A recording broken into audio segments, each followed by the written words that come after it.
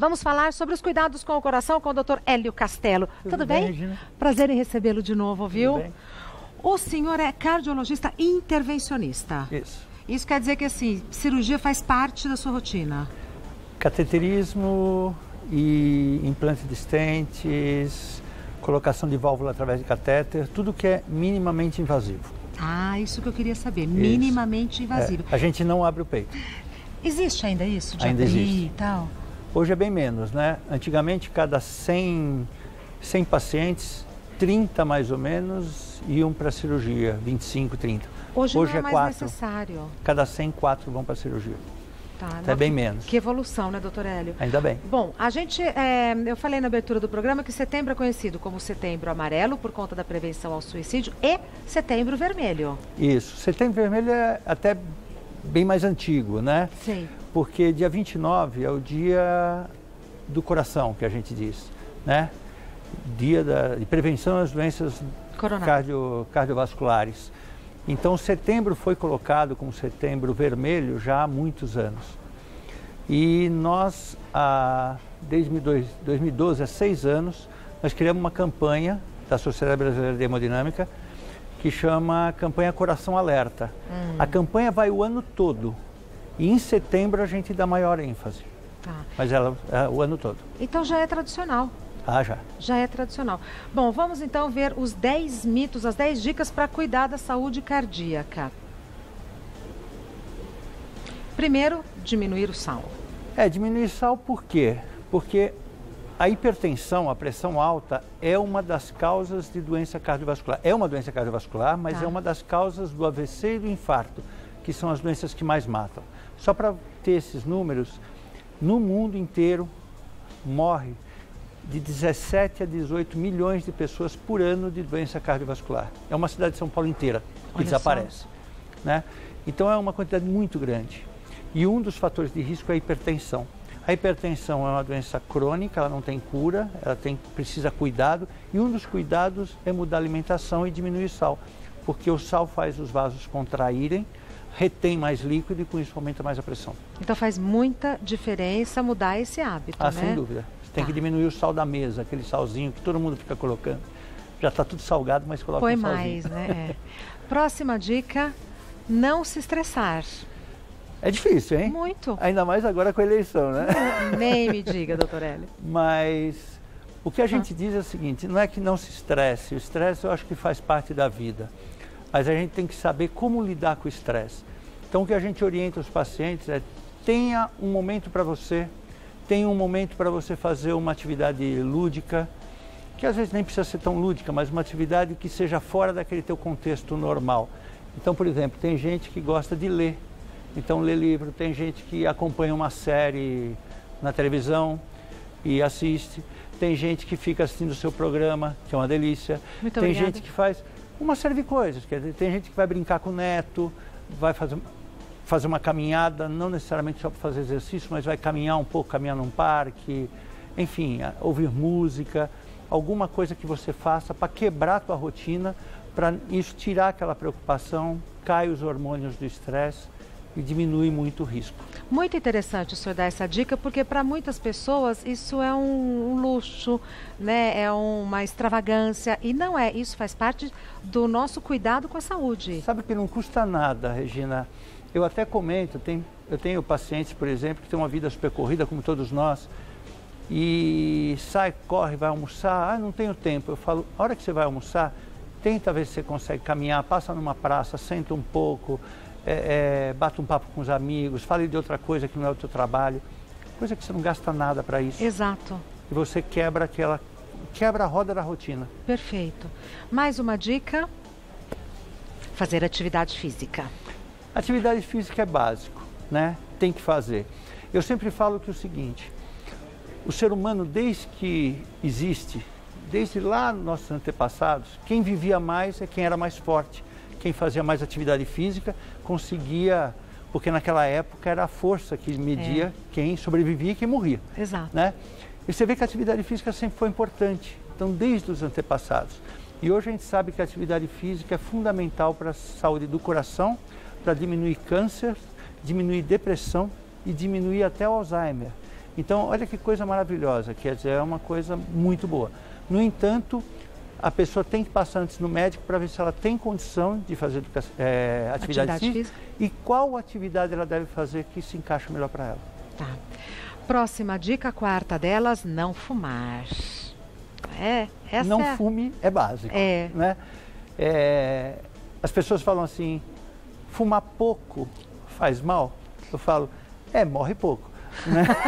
É uma brincadeira meio de mau gosto, mas assim, não tem quantidade. A gente sabe que quanto mais fuma é pior, porque o cigarro, até eu acho que a última vez que eu vim aqui, nós falamos bastante sobre o cigarro. Foi. Quer dizer, o cigarro ele causa câncer desde a boca e da pele até bexiga e intestino, quer dizer, o corpo inteiro, tá? Aumenta o risco de bronquite crônica, de DPOC, que a gente chama, que é a bronquite crônica, que fica dependente de oxigênio, e das doenças cardiovasculares. Então, não pode fumar, não deve fumar em hipótese alguma. Ainda faz mal para quem está do lado, né? Também, tem o fumante passivo. Você lembrou, né, que eu falei isso da última vez? Eu lembro. O fumante passivo e principalmente as crianças, porque a quantidade de tabaco e de fumaça para a criança é proporcional ao tamanho dela. Então tem muita gente que não fuma no restaurante porque é proibido, tal, não fuma dentro do trabalho, aí chega em casa fuma do lado do filho. Então eu falo, não pode. Hoje a gente descobre doenças de tabagistas em crianças, que é um perigo. E é um pecado, não? É terrível. É terrível. Próxima dica, cuide do seu peso. Para mais e para menos? Esse é o mal do século, principalmente para mais. Para mais. Tá? Esse é o mal do século, a obesidade ou o sobrepeso. Hoje nós temos cerca de 50% mais ou menos das pessoas com sobrepeso. Você tem cerca de 20 e poucos por cento com obesidade mesmo. Então é uma quantidade muito grande, tá? E tá aí a comida fast food, a não atividade física e tem um pouco de genética também, obviamente. Então, tem pessoas que... tem gente que fala para mim, poxa, mas o meu amigo come e não engorda. A genética é favorável para ele, né? Mas a maioria tem que saber o que come, tem que controlar o peso e tem que gastar mais com atividade física. Então, controlar o peso é fundamental. Tem que ser alvo da atenção, né, doutora? Sem dúvida. Próxima dica, para cuidar da saúde cardíaca, alimente-se bem. É mais ou menos a mesma coisa que a gente falou. Quer dizer, você ter uma alimentação saudável, um prato mais colorido possível, né? É importante que você tenha... Eu até estava conversando hoje no almoço, a gente estava almoçando todos juntos lá com os amigos e comendo num restaurante por quilo, que eu acho muito legal, porque você tem variedade, vai lá em né? variedade. E eu falei assim, eu procuro pegar um prato e nesse prato colocar tudo e não ir 2, 3 vezes buscar comida, porque você vai sempre enchendo o prato. Então você tenta pegar quase metade do prato de salada, pelo menos metade do prato de salada, que já ocupou espaço. Salada verde e tal. Você põe uma proteína, você pode pôr um pouco de carboidrato, principalmente se você tem atividade física, e aí o teu prato está feito e colorido, né? Isso é fundamental. E sem abuso do sal. E a pessoa nutrida, né? Bem nutrida, não pode ficar sem nutrida. Cheque sempre a pressão, porque pressão alta é traiçoeira, né, doutor Hélio? Hoje nós temos,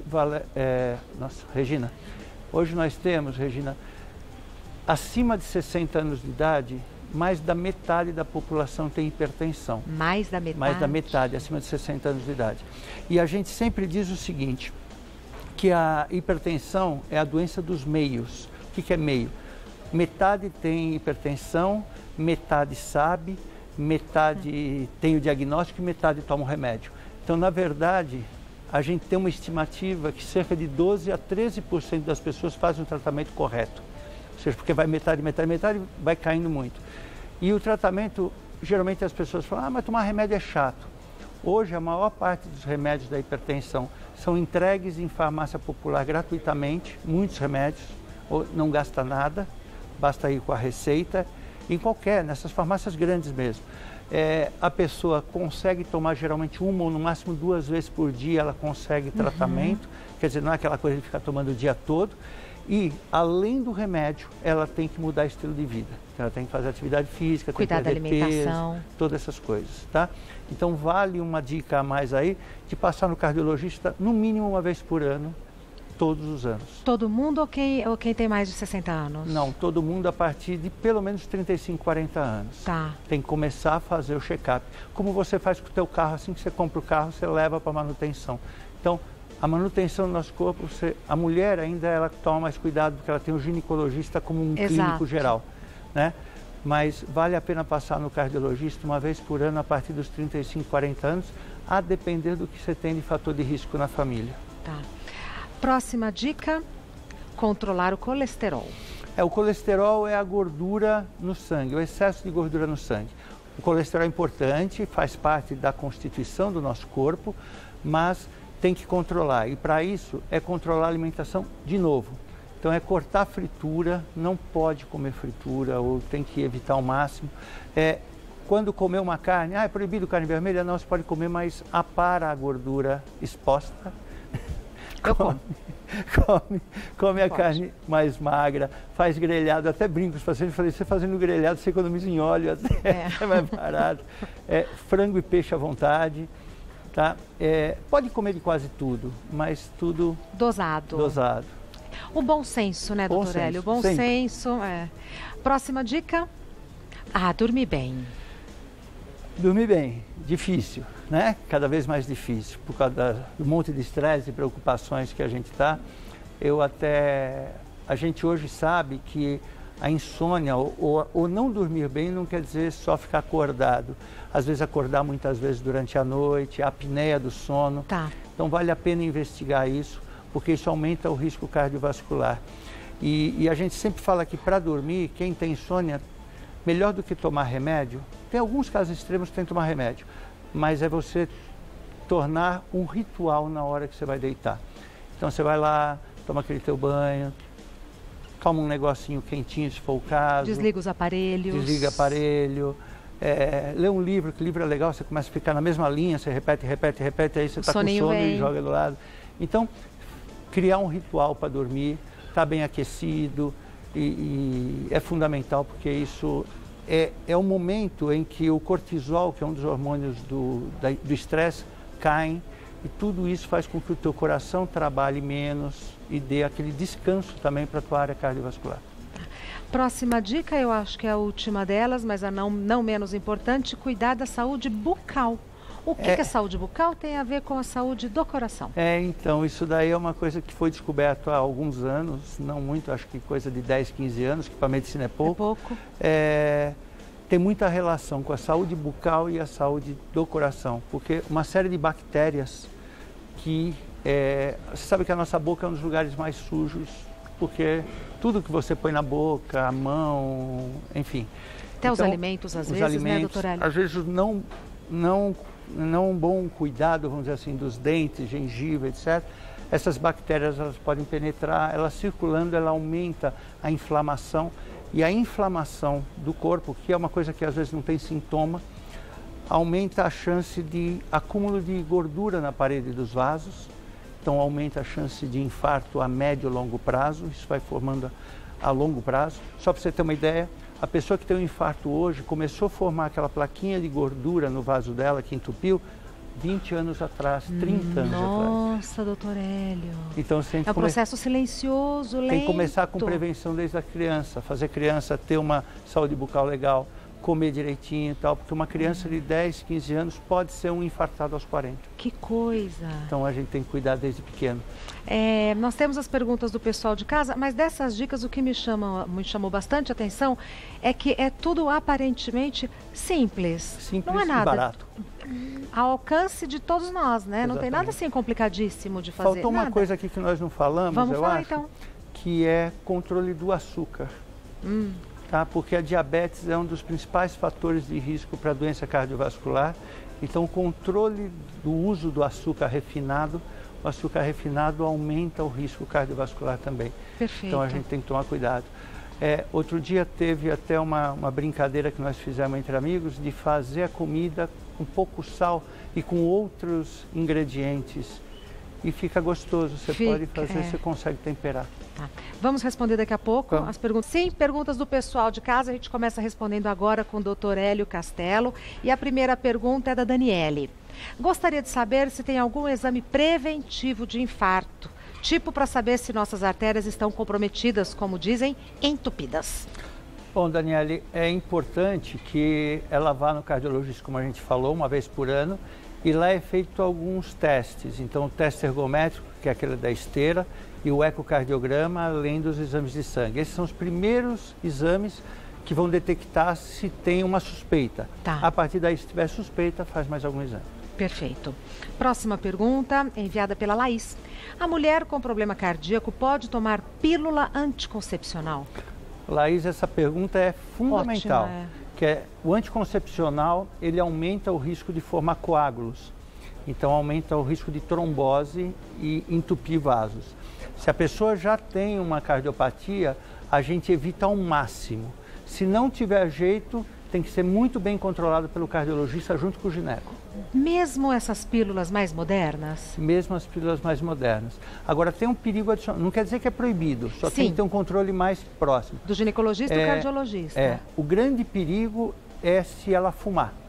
Aí o perigo vai lá para cima. A gente já não gosta do cigarro, mas se a pessoa usa anticoncepcional e fuma, eu falo que é uma bombinha relógio. Tá. Próxima pergunta é enviada pelo Pedro. Sou cardíaco e já tive que fazer 2 cateterismos.